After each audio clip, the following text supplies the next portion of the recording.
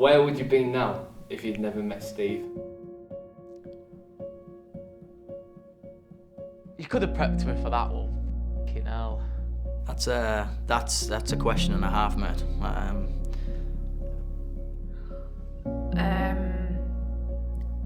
I shudder to think, to be honest. Like, at best, existing. I wouldn't be here. Simple as I would not be sat here now. I would not have done the things I've done in the last 3 years. I wouldn't have met the people. I'd be dead. If I didn't make change, and if I wasn't introduced to change, and I didn't have a shift in that belief, thanks to Stephen, then that's a pretty scary thought, to be fair.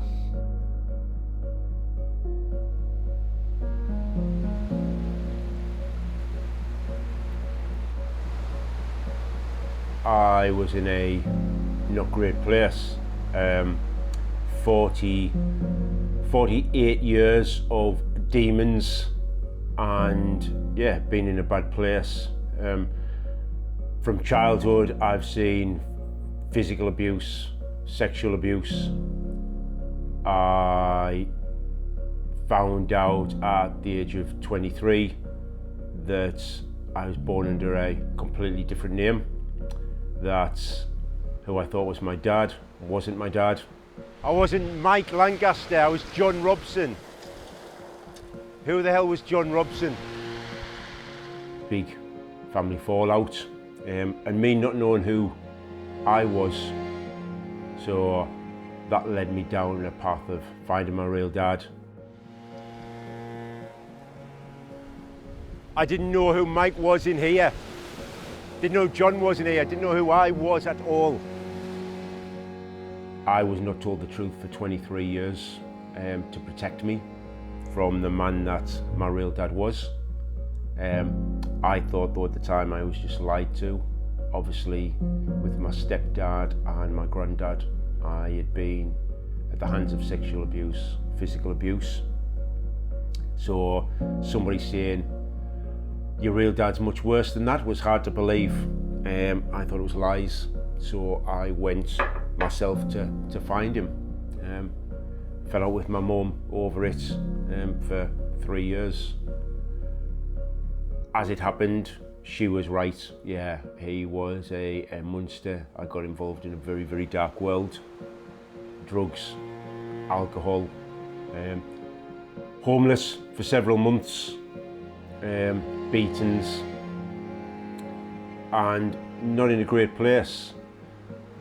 When I realised all along my mum had been right, and I was in the pits of despair, and I wanted to go back home to my mum and patch up what had gone wrong. I found out a week before that my mum had actually died. That haunted me for several more years. I wanted to go back to say, Mum, I'm sorry because I know you were protecting me. Mum, I love you. Mum, I want you to be proud of me. And I didn't get the chance. I left it too late. And yeah, I had to deal with that in the way I did at the time. Which was, again, alcohol, drugs, suicide attempts, so many whats, ifs, whys that just took over my life.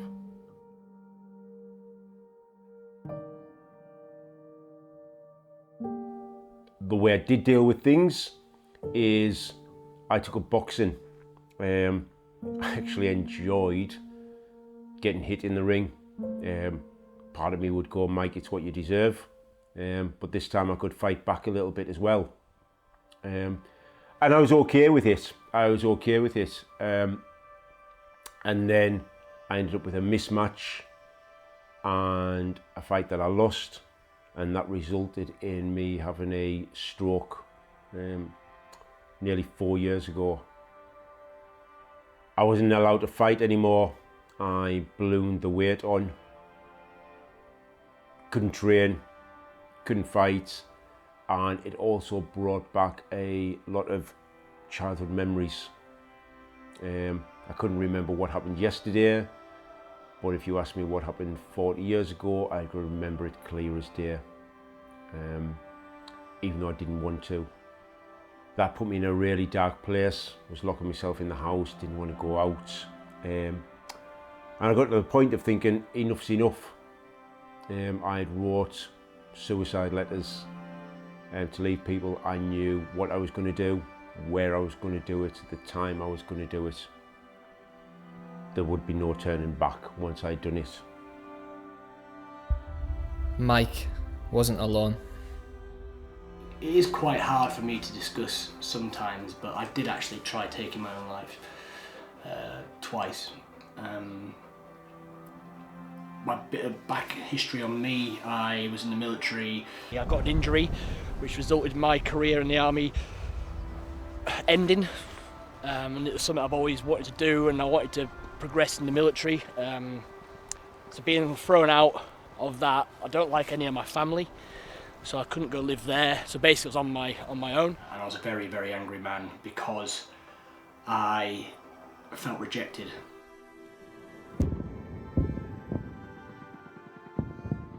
When I was in Iraq, we was getting RPG'd a lot. We blew up a lot of tanks and things like that, so massive explosions all the time, and bangs were really bad for me. I used to go on building sites, and the electricians used to think it was funny to bang two pieces of wood together behind me because they didn't know how I'd react, and it wasn't a nice reaction. I was close to tears. It's a bonfire night for me with constant banging, and the bang sounded like gunfire, explosions, and I'd literally feel like I was going to cry every time. I actually locked myself in I've got a pub in my back garden, a bar. I locked myself in there, and I had a blackout. I used to suffer from blackouts from my PTSD. The last time I had one was at a black tie event. I had my medals on. Everything was fine. Only a couple of beers in, and someone gobbed off about the medals because it was in a golf club, I do believe. And then I basically woke up covered in blood. Someone was shouting at me. First of all, I thought, I've killed someone. And I instantly started crying. It emotionally broke me. But what I did do was smash someone's car up in a car park. So I didn't hit anyone, I didn't do anything. I literally took myself out and smashed the car up. And that's what that's all the blood was. But again, it's so scary to wake up out of a situation like that. And Sarah couldn't cope with it anymore, so she said, right, sort yourself out or I'm leaving you. What was it like to live with someone who had PTSD? Absolutely horrendous. Sorry. Yeah, it was horrendous. You never know which Greg you'd wake up to in the morning. One minute he'd be happy as you like, and then the next minute he'd just snap. I've become a mental health first aider to try and understand what it's all about. And yeah, one day I just snapped and I said, unless you go and get help, I can't deal with this anymore. Greg and Sarah weren't alone. When you talk about not being in a good place, do you mind going into that? Yeah, so basically between 2015 and 2018, there's quite a lot of events that happened in my life. The passing of my grandma, which affected me more than I anticipated it would. She was just my absolute number one. Spent a lot of time with her when I was obviously a kid. My identity was to not be able to see my life past that event, so therefore I let that rock me. When she only had a couple of weeks to live when she was in hospital, she was the one that was comforting me, saying that everything was going to be all right. And that's when she's the one that's only got a few days, few weeks left, and she's the one telling me that she's going to be all right. That's quite intense. Yeah. A marriage that didn't work out. Lost the businesses at the time. Lost my house, lost the cars, so it was there was a lot going on in my life, which I talk openly about now because I can't change the past. That is what happened. There's a pattern that's emerging. I was stuck. I was struggling. I was living and breathing anxiety every day of my life. I wasn't enjoying life. I was unhappy. I wasn't looking after myself. She was just like, she was struggling like confidence-wise and anxiety-wise. Much of it to do with 18 years in the police. Just a lot of trauma in my past, spanning right from childhood into recent adulthood.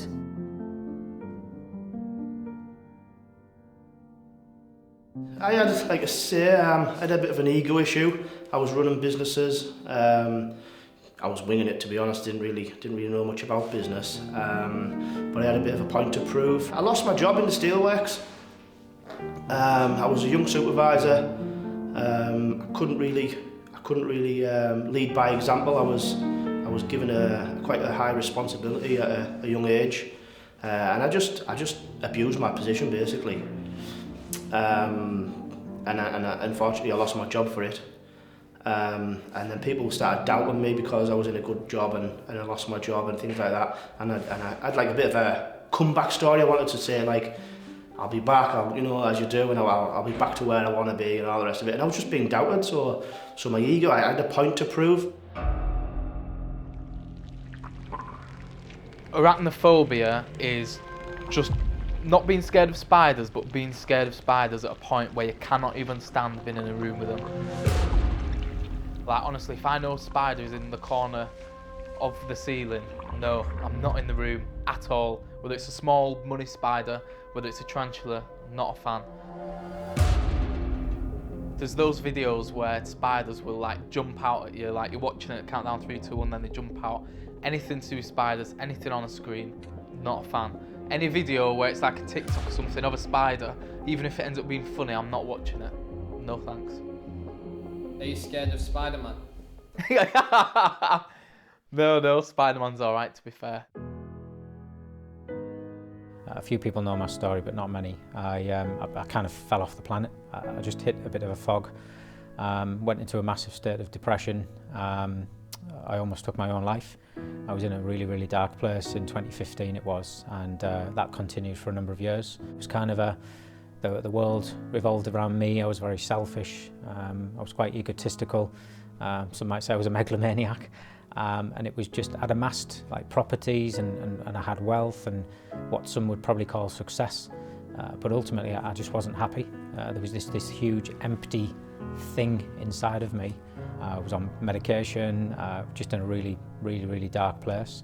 And my wife decided to suggest a counsellor, tried counsellors and all kinds of things, and then she suggested to me a life coach. So I was pretty much that kind of, I'll try anything. During that time, unfortunately, my sister then was diagnosed with cancer.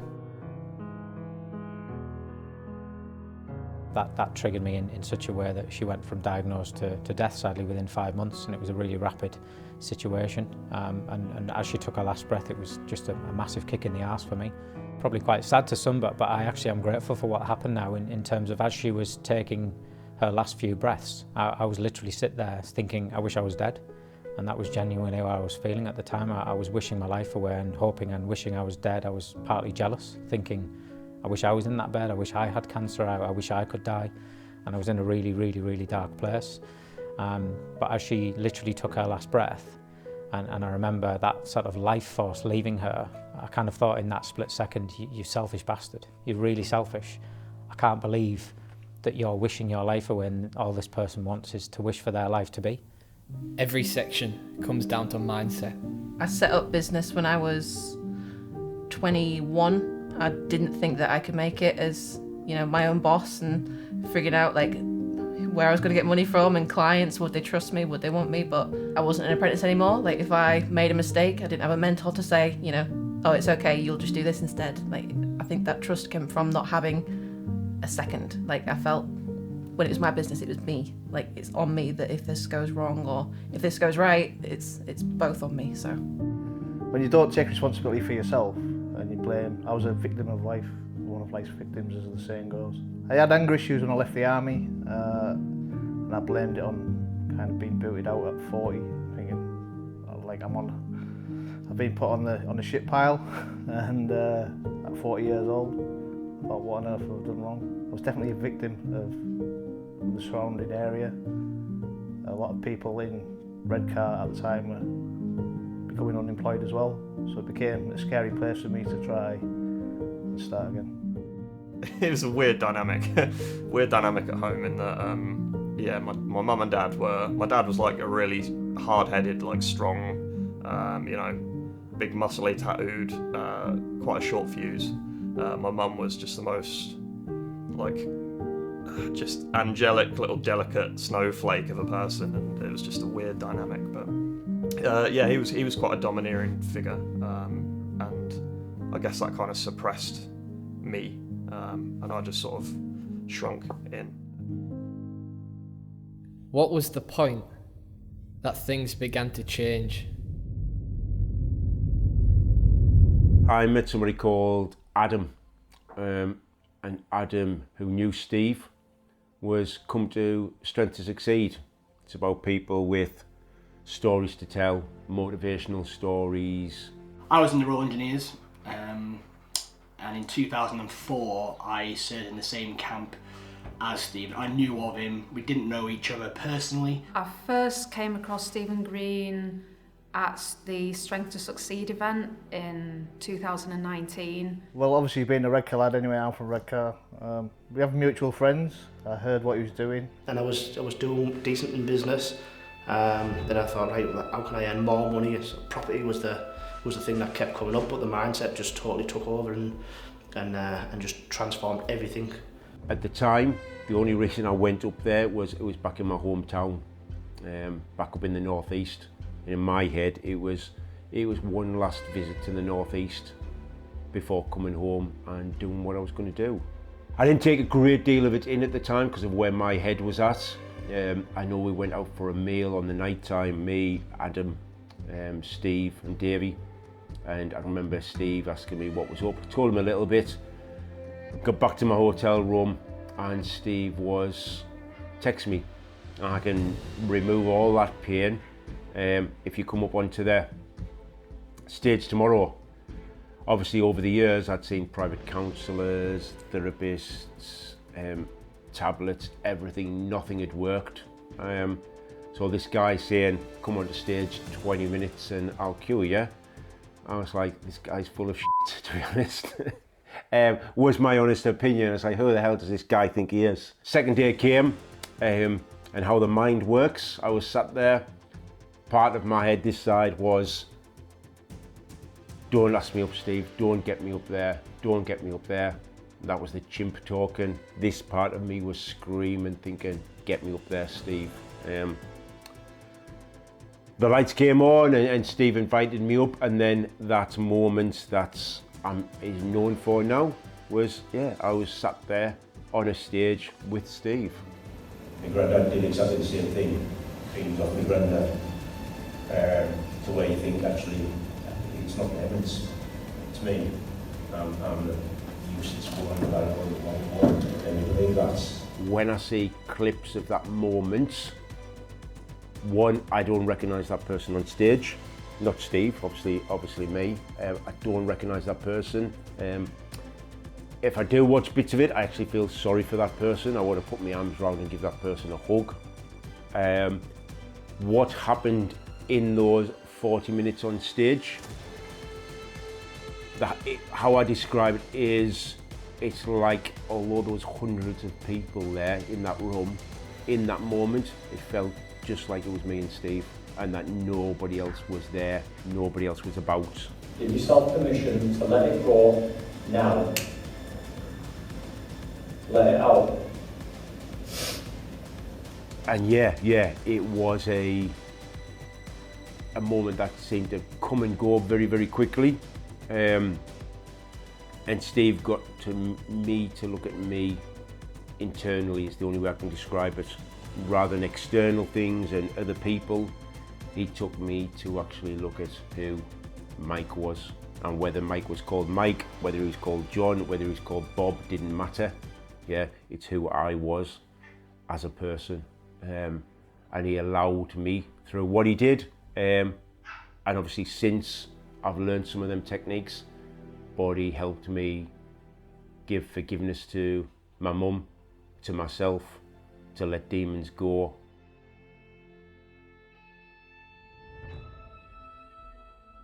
It was last year, I do believe. I watched Rich House Poor House, and who did I see? That's Stephen Green. What's he doing? So looked him up on Facebook, and we just got chatting basically on Messenger. And he kept saying to me, "Are you going to step up and do some training?" And I did, and basically changed my world, changed my life. I went on to the 3-day training, expecting to come away with it a property guru. However, I come away with a mindset guru. Did I think that it was going to be mindset based? No. The first 2 days blew my mind. Absolutely blew my mind. I've come away from there a different person. I used to be one of them people walking, my head down, hating the world, and now I'm head up, loving the world. I'd made a point to say to everybody, "Morning!" and I'd smile and wave. "Morning." Mate, it was lush. "Hey, you alright?" Everyone's like, "Morning." Now everybody does it round here. Everyone's like, "Morning!" What was it that Steve taught you about PTSD? I used to have to recreate. I didn't have to. I recreated that situation every bonfire night because I put myself back to where I was. With the skills Steve taught me, I managed to put myself in my situation, as in my personal space, rather than putting myself back into a war zone. So I got control of my thoughts, got control of my feelings, and didn't let my thoughts and feelings control me. I'd been to numerous therapists in the past and had made no progress whatsoever, and I was actually feeling quite concerned that that was my lot, this is the way I would need to be for the rest of my life. Stephen asked for a volunteer to go up on stage and take part in a parts integration.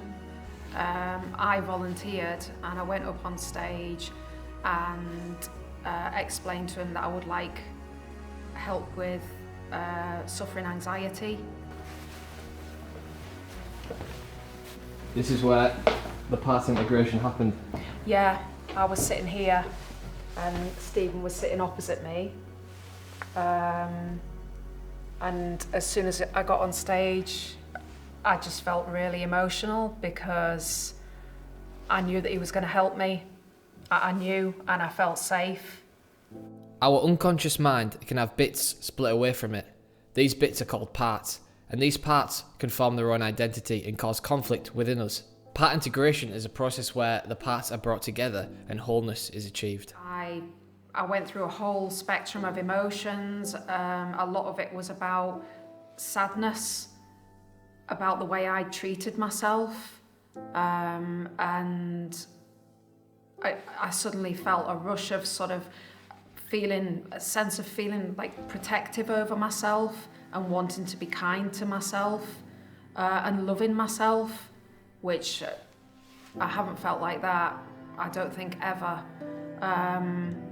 And eventually he brought the two parts together.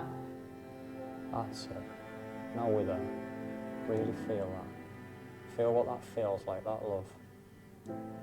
And there was just a massive rush of really intense emotion all the way up through my body, through my chest and into my throat. And then it started to come out, and I felt as if something inside me had been unblocked and released. There was no sort of conscious thoughts or anything like that, it was just pure emotion. But not everyone goes to Stephen for mindset. Stephen Green must be all about property, this event. Got there and people were talking about harming themselves, depression, suicide. And I'm sat there thinking, what the hell is this? This isn't property. And then realised it was mindset that they were missing the entire time.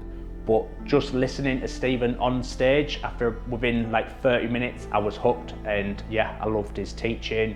Some people click with it straight away. just how he was as a person. And others, it takes more time. The 3-day was brilliant, but I still had that point to prove. And then, so I signed up to Elite to learn how to buy more property, commercial sort of property, bigger books and bigger returns and things like that. And again, it was nothing more than to prove back to other people that said I couldn't do it. But Elite it's a lot deeper. You find out more about yourself for the first 3 days. And then obviously the property side comes into it, which again, it's fantastic. It's knowledge that I'm always going to have. I'm never going to forget it. Growing up, I grew up in Grangetown, which is it was famous for being in the top 3 worst towns to live in the UK. Every year it was pretty consistent. And luckily for me, I went straight into a job, but some people didn't have that opportunity, and they fell into the ways of the drinking on the streets and things like that, and then they ended up in a bit of a state. And a close friend of mine, a really close friend, died from substance abuse, alcohol abuse, and just people over the years, lost their way and commit suicide and things. And then what I learned on the 3-day and especially on the 7-day lead, I just thought if those people knew then what I now know from even the simplest of strategies and just ways that you can overcome stress, depression, anxiety, things like that, they would be alive today with me. And that kind of was massive, and I kind of thought if I could do the same sort of thing for other people, it was life-changing, and it changed my life.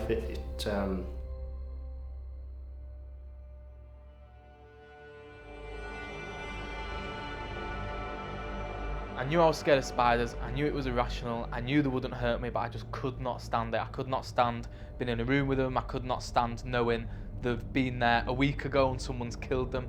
Just could not stand it whatsoever. So I was going into it because I knew he was doing these NLP things, and I'm a bit of a skeptic, to be fair. I see him doing, on stage interventions with people, and I think, yeah, cool, I'm glad it helps them. I don't know whether it could help me. So I was saying to him on day 1, can you do it on me? Can you do it on me? I'm not just scared of spiders, like it's a serious arachnophobia. Then the next day I went, right, I'm going to do something with someone. And instead of asking someone, who do you want it to be, he just went, Will, we're doing you. Oh, I don't have to cry, do you? No. Might do. I thought, all right, okay, cool. Didn't think much of it. Went up, I thought, if it works, it works. If it doesn't, then at least we tried. It was weird. It was weird what he was doing. He was making me close my eyes, imagine me watching myself in a box, in a cinema, watching a spider on a screen, in pink boots, then looking as if it was down beside me. Then he's saying replay it slower, tell me when you've read it. It was obviously all to do with spiders still, but I thought, what is this doing in my head?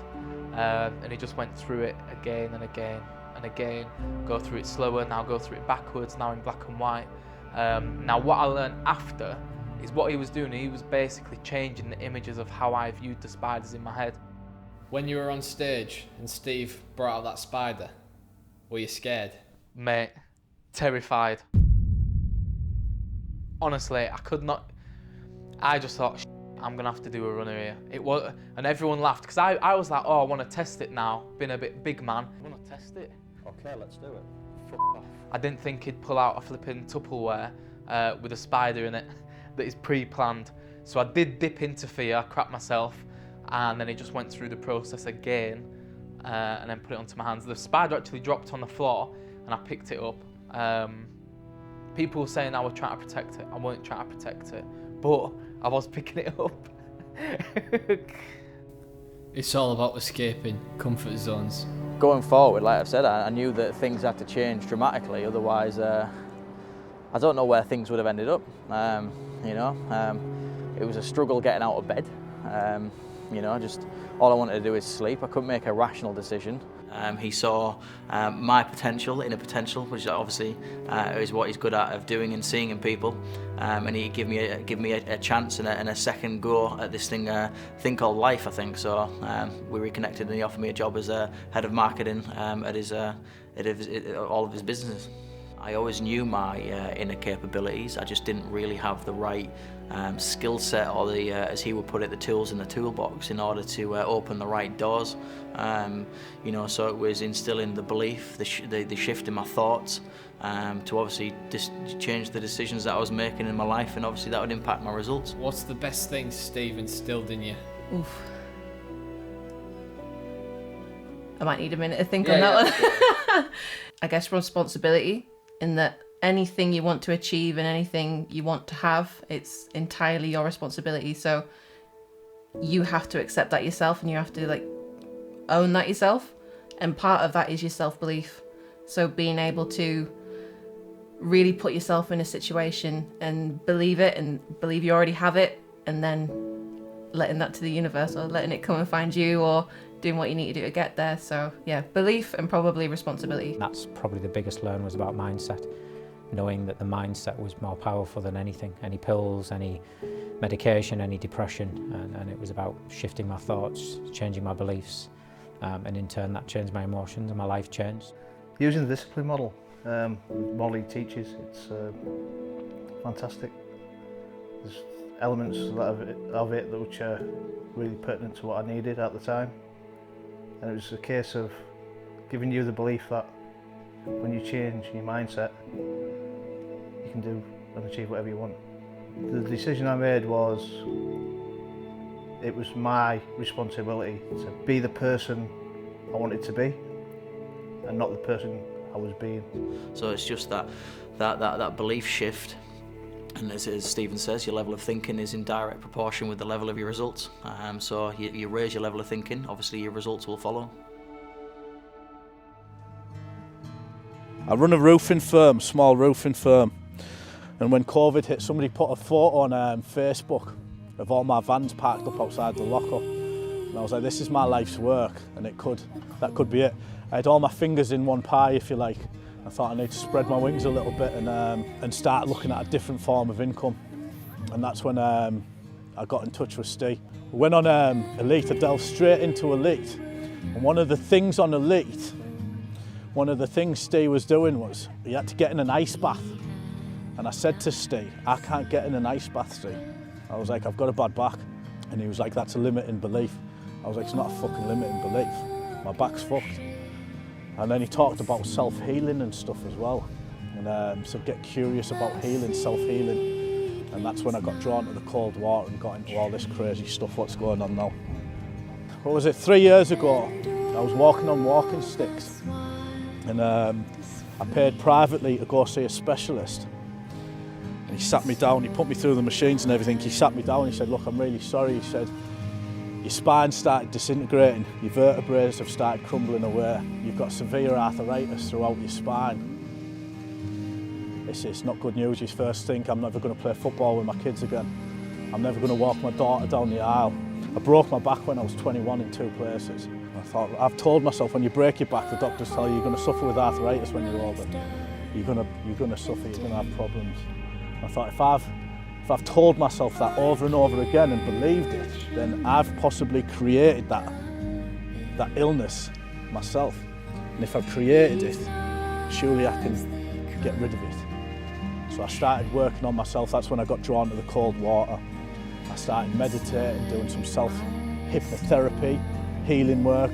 Every night for 6 months I'd go to bed telling me how I'd healed myself, how I was fully healthy, fully fit, started eating the right foods. I was hiking every day. Every morning I'm up at 4:30, I walk about 5 or 6 miles. I get the cold water every day. I paid privately again to see a stem cell therapist, stem cell surgeon in London. It was going to cost about 45 grand. And I was in my first consultation with him. So it was like, where's it hurt? Where's your back hurt? And I was like, it's not hurting. He was looking at my scans and he was like, right, tell me what's going on. And I said, I believe with the mind and medicine, that's where he came in, that I can fully heal myself. He said, I'm not touching it. He said, there's no wrong here. And that was within 6 months. It was an emotional day. I thought, so I fully believe I've healed myself. I can do a handstand if you want. I'm not going to do a handstand, but best way to explain it is I had my head looking through a door saying, what's going on? And Steve kind of came up behind me and booted me through that door. He gave me one big nudge, and once you're through, you can't go back. It opened up my eyes massively. Forever grateful for that as well. It's finding what your purpose in life is. If nobody knows what the purpose is, I'll tell them what their purpose is. Like, we all want to be happy. We all have, that's where we all need to be. We all need to be happy. If we go out of our way to give selflessly without the need to receive, and that could possibly be the most selfish thing you do, because that'll bring an internal happiness for everyone. So if everybody goes out today and does something selflessly for somebody else, make the world a better place, make us all feel better. And by being around Steve, collaborating with these people and what he does, it's giving back. That's where it's at for me. It's not about money. It helps. Those are the sidelines of it. It helps to be around those people, network with those people. But the part about giving back is where it's at for me. No doubt, by this point, you're probably wondering, who is Stephen Green? Stephen Green. Wow. Jeez. Who is Stephen Green? What a question. How do you describe Stephen Green? Wow. I'm struggling a bit with that one to answer. Stephen Green's a property developer, investor, and also a mindset guru. That's what he does. He's the company director of Property Investment Academy, who I work for. Yeah, but who is he to you? Instead, just say who Stephen Green is to you. To me, Stephen Green is a bit of a legend. Steve then was my angel. Normal person that's worked hard. A good friend, personally to me and to many other people. Enigma of a guy, very knowledgeable, very good at what he does. He knew how to get the best out of you, he knew what to say, how to say it, when to say it. A good leader, essentially. Yeah. I lost my grandma and then my father-in-law. Stephen was one of the only people that got through to me at that time. A loving father, a great partner to his to Gemma. He's fantastic, he's brilliant, he's a good person. A family man, a father, and just a true gent, a heart of gold. I still get a little bit starstruck around Steve, and I'm working on that, because every time I see him I do something embarrassing.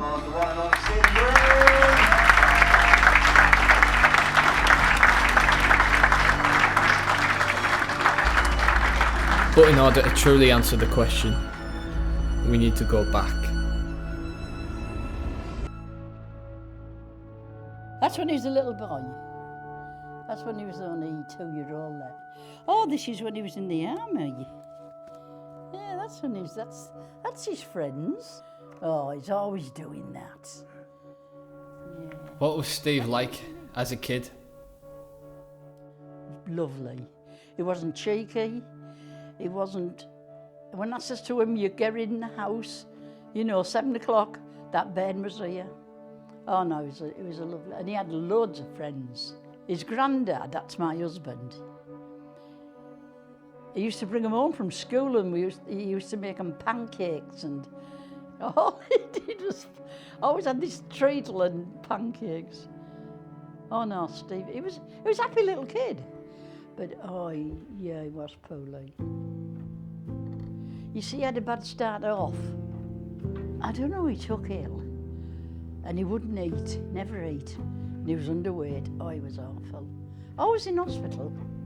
Should have been at school where Stephen is in hospital. He was small. You haven't seen his kissograms when he was 18. I've got some kissograms there when... Oh, he's down here for 18-year-old. And the kissogram's up here. She said, I can't cuddle him. He's too little. I said, he's 18-year-old. Hey, look at his little... Can you believe he's 18? Right, that's only one. Oh, that's where she's whipping him. Look at him. And all them are up here, and he's down here. And that's the kissogram. Look, she's trying to get his attention, but... 18 years old. He looks like a little boy, doesn't he? Bye-bye, Eldon. There, look at that. Look at that. I'd had such an insecurity of growing up and being this small kid that everyone had laughed at. I didn't start puberty till after I was 18-year-old, so my mates were going in pubs and I hadn't even started puberty at this point. That's how small I was and how underdeveloped I was. How and when did you first meet Stephen? Right, a lot of years ago. So I actually met Stephen on a night out, but I knew of him. So the first time I met him, I used to actually give him a wide berth. So I'd see him in a nightclub and I'd be like, oh, there he is. And I'd go the other way because when I used to pass him, he used to nip my bum. So he was proper annoying, like proper Jack the Lad type of thing. So I used to like avoid him, to be really honest. And then there was one night I was out and we got chatting and it was at the end of the night and he said, oh, can I walk you home? And I was like, okay then. So we started walking home and he said, ask me any multiplication question. So I was like, okay. So I started firing all these multiplication questions at him and he was answering them all. And I was like really impressed. And I was like, wow, to be honest, I was pissed. He could have given me any answer. I wouldn't have really known. But at the time I thought, you know what, he's quite clever, him. So he brought me home, we got home and basically he said, can I take you out the next night? And I said, if you can remember my number. And I said, I'm only going to say it once. We didn't have mobiles or out then, you know. So I literally said, I said my number once. And he said he walked all the way home just saying my number over and over and over and over again. And then the next day, he gave me a call and we went out on a date. And literally, 23 years on, we're still together. He had a job. He worked with a man over the road doing roofs. But he didn't like that very much. Then he just went in the army. And he did well. He got 2 stripes straight away. That's how good he was. So he joined just before he met me, and I think he'd had enough of Redcar, he had enough of the area and things, and he just wanted a little bit more direction, I think. And I think his mates had joined up with something. He was like, oh, maybe it's something I want to do. It was something that interested him with regards to that, so that's what he went and did. Stephen served in the Iraq War, completing many operations over there before becoming a revered personal trainer. How ruthless was he as a PT? He had standards and he believed in standards across everything, so if he didn't meet the standards, he was pretty harsh, but it wasn't in a bad way, because your life's a lot easier in the army once you're fit. As he's got a bit older, he's probably calmed down a little bit, but he was daft in the army. We both were in the gym together for a couple of years, so we spent a lot of time together. He's always been he's honoured his values, he stayed true to himself. He's always been funny, daft, done some stupid things. He's always been doing investment deals. One time he ordered maybe 200 tubs of protein to save a little bit of money. He's funny. Served with Stevie for years in the army. He was my section commander, so that's my sort of one-up boss in the army, so we worked really closely together. He was in control of anywhere up to, at times it could be more, but most of the time it was 7 or 8 guys. It was quite deep. A lot of it was day-to-day, but then when we were getting ready for operations, he would lead us, essentially. And on all the workouts and stuff that he got people to do, he'd often do himself with them. He would always make sure that we were the fittest, we were the best drilled. He would never ever force you to do anything or expect you to do anything that he wouldn't be prepared to jump in and do fast. How did you react he would to always Steve's double Ironman? Lead by example. At 29, Steve passed P Company, arguably the toughest UK military test. But then, everything changed. He'd been to war a couple of times, places. He'd lost people as well on that whole war situation in the journey, and I was pregnant, and he knew he had another long stint out to go, another 6 months, and Sadie would have just probably been born. He did make the decision to come out while we were having Sadie as well, for the family side of things, him losing friends and life's so precious, and looking and going, there's so much I can do. So that, and also follow some passion in the property way. Stephen left the army and began building his property portfolio. They used to buy houses, sell houses, buy houses, sell. But there was a shadow in the new light of success. Stephen was suffering with PTSD. There was times where he was just on self-destruct. Like literally, there was nothing you could do, say, or anything. He was just on that path of self-destruct. I used to run a lot of pubs and clubs, and I used to run some in Redcar for nigh on 28 years. I barred Stephen out because he was a pain in the ass. So I first met Stephen Green when I worked in a pub in down the town when I was 18-year-old. He used to come in and be an absolute nightmare, to be honest. So that's how I actually got to know him. And I remember he come to the door pissed up, and I said, "You can't come in." And it was one of his friends who actually went, "You can't bar him out, he's a millionaire." And I was like, "No, he isn't." And he went, "No, he is. He's got loads of property." I went, "I don't believe you." Out all the time, always loud and causing havoc in the pubs. So for me, it was really difficult because I was the one having to hold the fort. I was the one having to ensure that everything, as much as it possibly could, run smoothly, even though he was out there doing whatever he was doing at the time, probably creating chaos in his own mind as well, and not dealing with situations really, really well. But then the worst happened. From when we got together, he always said to me, "When my granddad dies, I don't think I'll be able to deal with it." And he used to say this. And at the time, you know, that whole what you say you become and the thoughts you have, and when it happened, he didn't deal with it at all. Oh, he loved his granddad. It was as if my granddad had to go in order for me to become the person that I am today. That was difficult, but it enables me to see that he's been there and experienced those things, and that enables him really to have a deeper understanding for others. That was a massive, massive turning point for Stephen. The difference with Stephen Green and other therapists that I've seen in the past is that Stephen is really real and he's been through stuff in his own past, so he's got that understanding. He hasn't just learnt stuff from a book.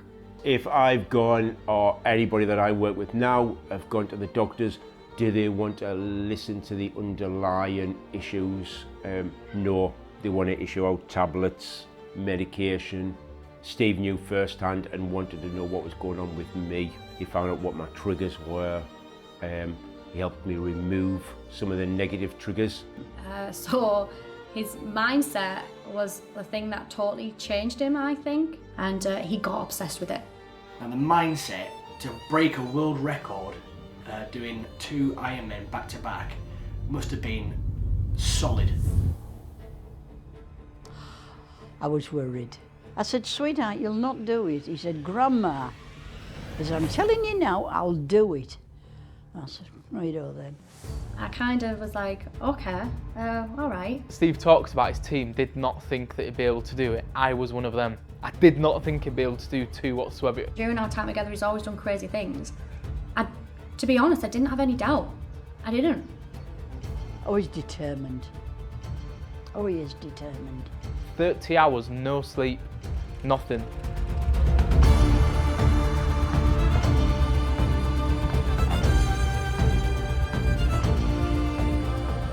When he went off, I cried. I thought, he's gone. He did it. Yeah, he did the Iron Man, didn't he? He did it. And even when he came in, there was certain times on what he was doing and he couldn't even like get his trousers off and things, and I was helping change him and getting him ready for the next thing he needed to do for his transition. There was times I could see and think, whoa, this is biting down now, you know? But still, there was no doubt in my mind. There wasn't. My mindset is, if he can do 2, I can do 1. And I've got people at my swimming training that have wanted to do 1 for the last 5 years and never done 1. That's who you surround yourself with. I see Stephen think, if he's done 1, I can do 2. If he's done 2, I can do 1. He's got this mindset to push him forward. And again, he left the army with everyone saying that he's not going to succeed in doing what he's stupid to do what he's doing. And look where he is. And he hasn't changed. He's a normal bloke. Unfortunately, there was another chap at that event who was really, really struggling himself, and He could have got up on that stage that day. Steve could have invited him up on stage and done what he did with me, and that guy could be living an amazing life now. Unfortunately, after that event, that person weeks later ended up taking his life, and we lost him to mental health. So yeah, it's a subject very close to my heart because I mean, Teesside is renowned for having one of the highest suicide rates in the country and has done for many years.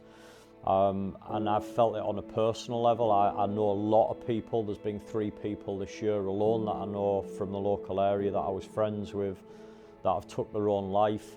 But I've also had people very close to me as well. So my little cousin took his own life. Someone that I was really close with. We were close from kids growing up. His dad and my mum were very close. And we used to work together, and I remember on the Friday we'd finished on the job, and on the Monday morning we were meant to go and look at a job together, and over the weekend he took his own life. And I'll never forget that Sunday morning my brother come into my house and crying his eyes out and opening the door and him breaking that news to me. So yeah, it was very difficult. And around that sort of same time, one of my best mates in the army, a lad that we were literally best mates all the way through training. He lived in Bournemouth, and we kept that relationship. I would go to Bournemouth and visit him, and he would come to my hometown, and we were as thick as thieves. And he was again probably one of the last people I'd expect to take their own life. And again, that was very difficult for me to find that out and to deal with that.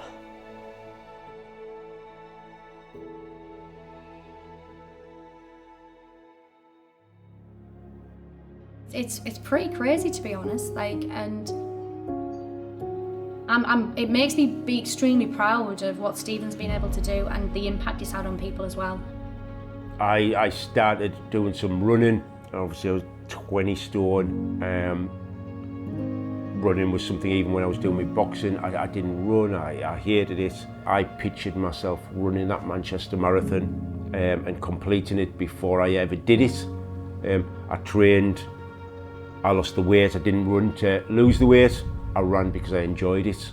And yeah, I completed a marathon, and I got back in the ring and won the ICO British title. Again in the ring, this is after having a stroke, 20 stone, about to end my life. Suddenly after Steve's event, I'm running marathons, I'm training, I'm winning British titles. Buys my dinner every Sunday, sends it to my door in a great big... And there's my Sunday dinner on a Sunday. Isn't that good, eh? It's marvellous. But now Steve's taken his training to a new level. How has Steve helped with mindset kind of thing? What's it been like having him around?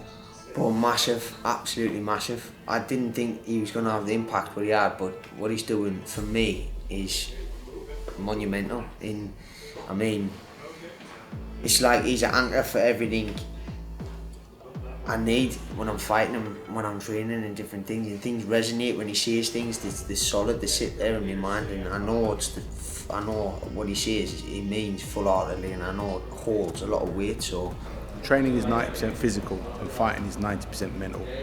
Ever since Josh walked into the gym, physically and technically, he already had pretty much what he needed. It was about just refining it and understanding it. Mentally, the growth that he has had since working with Steve has been that 90%. And so I think, I'm not just saying it because you're asking me, he's essential part of the team just as much as anyone, because if fighting is 90% mental, and that is what he works on with Josh in the way that he has done, that's all we need to know.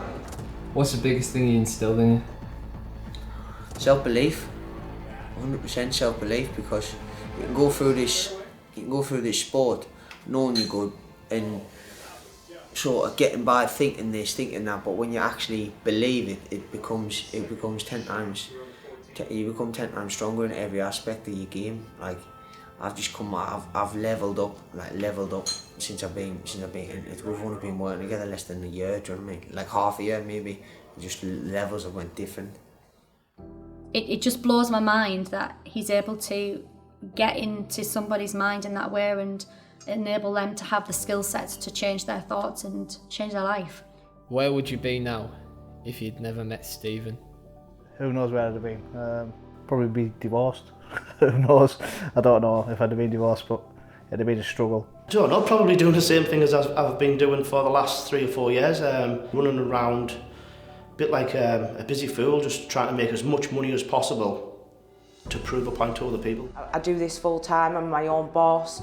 I've just bought a brand new car, which I never ever thought in a million years I'd be able to afford to buy. I've paid off the majority of my debts. The thought of going back to work now, like I just can't imagine my life being like that. I just love life now. I've got a vision. I know where I want to be. Realising that I can help others. I know that I've got a skill set that I didn't know I had before. I've got a skill set that I know I can connect and make relationships with people. By some of the things that he said to me in the messages, he was able to pull me out of a place where I was having quite a difficult time. So yeah, so he's my mentor ultimately. Gone from being suicidal before doing the courses to now owning an additional 2 properties. That belief shift, and as Stephen says, your level of thinking is in direct proportion with the level of your results. So you raise your level of thinking, obviously your results will follow. Just a totally different person, totally different lifestyle. I'm interested in life again. I look forward to things, I look forward to a future. I realised that I was holding myself back, putting myself down. That's where like a lot of emotions did come out with me.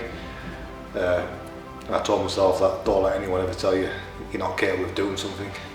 You're capable of a lot more than what you realise. I certainly wouldn't be half the person I am now, which is weird. I say this, it was like being reborn again. It feels like I would have just been plodding. Like I would have just been kind of meandering through life. I feel like I have so much more purpose. 3 years ago, I sat on the stage ready to end my life. 3 years later, I am hosting Strength to Succeed. Put a lot of good pointers in place, and then when I was able to face some of those dark things which were, sort of holding me back that I didn't realise, I was then able to sort of, from blank canvas, create the routes forward with a clear sense of direction. So without that, I wouldn't be where I am now. So yeah, since I faced my fears, far less scared. Still not a fan of them, but now it's not arachnophobia, it's just can't be arsed with them. What's it been like to see Stephen get so successful? I think it's wonderful. Gina, I absolutely idolise him. I do, I love him. I mean, I've got other grandbairns, they're all on there, they're all on that photo.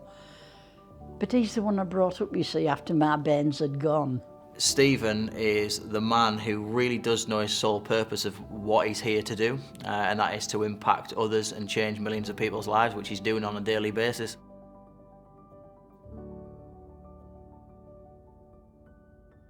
The stories you heard are not a minority. They were a handful of the bigger picture. You learn so much more about yourself, not only about property. Without the mindset, it doesn't matter what I want to do, I would never actually believe I can do it. Kind of suffered with my confidence and that sort of thing. I've got a lot more, I suppose, confidence, and I think Stephen's giving me that. I think the things with Steve, he's real. A spade's a spade with Steve. And if he doesn't like something, he'll tell you straight. He doesn't fluff his words, and I like that. Giving me more clarity on my desire and my purpose and why I'm here. Taking this massive monkey off my back, I just felt like life is fuller. The 3-day course about property, and my mindset has shifted, and he's done what no doctor or therapist has managed to do yet, and that's to make me normal again, as in make me smile and be happy and not be that angry man. So when he said he was going on this 3-day course, I was like, oh God, here we go again. However, it has actually changed his life and it's changed my life for the better. So yeah, I can't thank Steve enough for what's happened.